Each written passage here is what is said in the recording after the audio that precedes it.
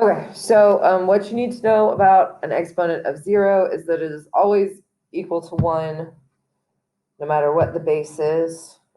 Because as you go down by exponents, you divide by 2. And then with negative exponents, you need to know that they flip.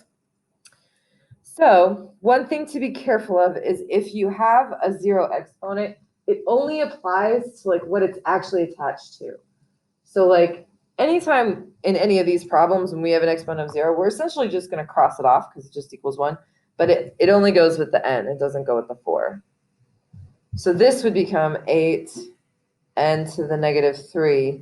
And I recommend to people that they like circle negative exponents to remind themselves. But essentially, it just flips to the other side of a fraction. If it were on the bottom of the fraction, it would flip to the top.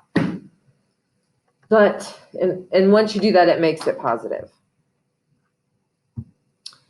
So with this one, the big numbers multiply. So 4 times 3 is 12, and the little numbers add. And so I always recommend that you do this part first because sometimes the negatives disappear.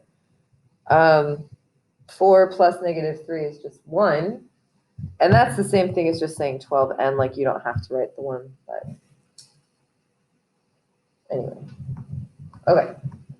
So this one looks like a lot, but you just have to make sure you put the same ones together. So coefficients or big numbers will multiply. Then I will add up together the exponents of all the m's. So I've got negative 3 plus negative 3 plus negative 2, which would be negative 8. And then the n's. And remember, if it's ever missing an exponent, it is 1. So negative 3 plus 1 plus negative 2 is negative 4. And then once again, this will flip and this will flip, but the negative only applies what it actually is attached to. So the 8 stays where it is. And once you flip it, it becomes positive. So does that make sense? Yeah. Cool. Okay. And once again, just if you have anything to the 0 power, just make it go away.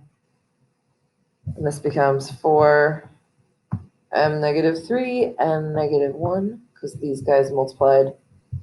And then these two flip. And again, you don't have to write the 1, but you can. It's up to, I don't care. Both are technically correct, so. Okay, last two. Anything to the 0 power goes away. If there is nothing there, it's like a 1. So 4 times 4 is 16.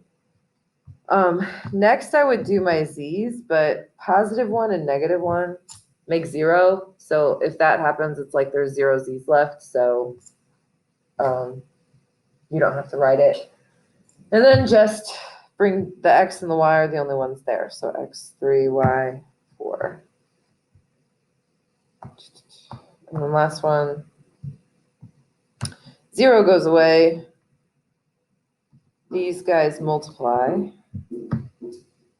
And then y negative 4 and positive 3 gives me y negative 1. And then z4 and z4 gives me z8.